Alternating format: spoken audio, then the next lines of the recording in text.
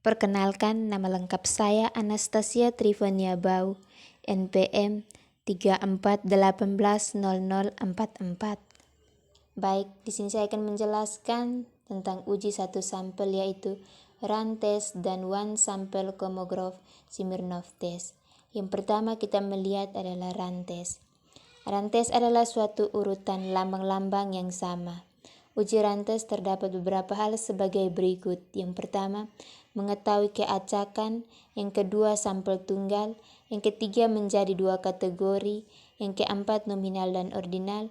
Dan yang kelima, datanya dapat berbentuk kualitatif dan kuantitatif. Langkah-langkah uji run test. Dalam uji run test terdapat langkah-langkah sebagai berikut. Yang pertama, tentukan jumlah N1 dan N2 observasi, di mana untuk menentukan metode yang kita gunakan. Yang kedua, hitunglah jumlah run atau R. Yang ketiga, tentukan hipotesis, di mana H0 kejadian yang bersifat random, H1 kejadian yang tidak random. Yang keempat, lakukan uji statistik. Dan yang kelima, buatlah keputusan dan tarik dan membuat kesimpulan. Dalam penggunaan uji run test dibagi menjadi dua kelompok, yaitu sampel kecil dan sampel besar. Yang pertama kita bahas sampel kecil. Sampel kecil digunakan untuk dua sampel yang kurang dari 20. Yang kedua, uji hipotesis, di mana H0 kejadian yang bersifat random, H1 kejadian yang tidak random. Yang ketiga, statistik uji, membandingkan R dengan nilai tabel F. R sama dengan jumlah run. Yang keempat, gagal tolak H0, F1 kurang dari R kurang dari F2, tolak H0, R kurang dari F1 atau R lebih besar F2. Yang kelima, kita lihat pada tabel F1 dan F2. Yang berikut, uji sampel besar.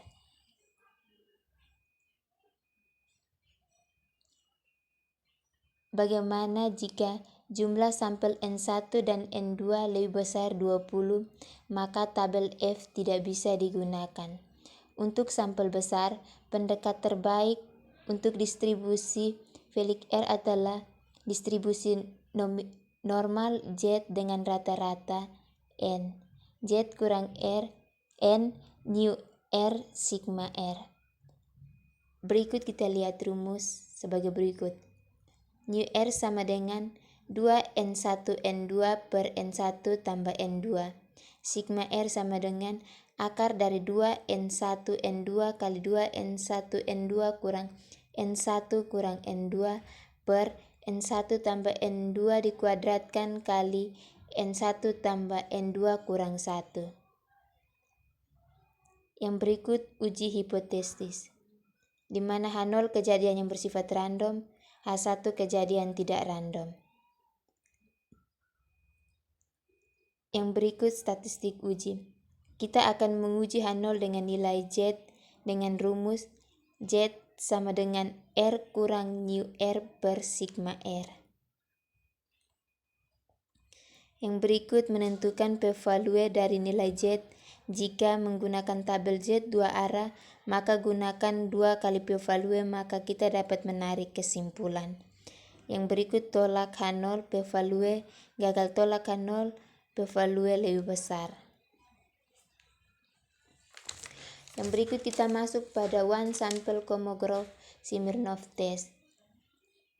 Tes satu sampel Kolmogorov Smirnov merupakan satu tes Gatnas of fit atau tes kesesuaian. Tingkat kesesuaian tersebut merupakan distribusi dari hasil observasi dan distribusi teoritis. Fungsi dan syarat. Seperti uji lainnya, uji Kolmogorov-Smirnov test juga memiliki fungsi dan syarat, yang dimana yang pertama digunakan untuk menguji perbedaan proporsi populasi, yang kedua data berskala ordinal, yang ketiga data memiliki 2 atau lebih kategori. Yang berikut metodologi. FOX, fungsi distribusi frekuensi kumulatif dari distribusi kumulatif teoritis. Fnx distribusi frekuensi kumulatif yang diobservasi dari sampel acak dengan N observasi. Snx sama dengan K per N, di mana K banyak observasi yang sama atau kurang dari X sembarang skor.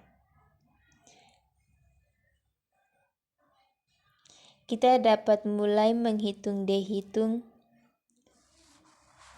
dengan mencari nilai maksimum selisih Fx kurang Snx daerah penolakan H0 dihitung lebih besar di tabel.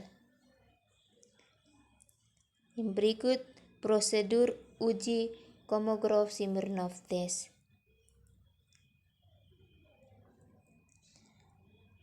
Kolmogorov-Smirnov test merupakan langkah-langkah sebagai berikut.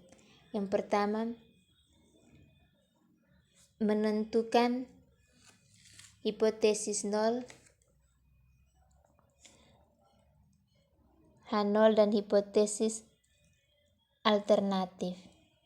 Yang kedua, menentukan taraf signifikasi atau nilai alfa. Yang ketiga, menentukan fungsi kumulatif teoritis. Yang keempat, mencari nilai dari dihitung. Yang kelima, nilai data dapat dilihat pada tabel setelah membandingkan dihitung. Lalu yang terakhir kita menarik kesimpulan. Inilah hasil saya. Jika ada kesalahan, saya mohon maaf. Sekian dan terima kasih.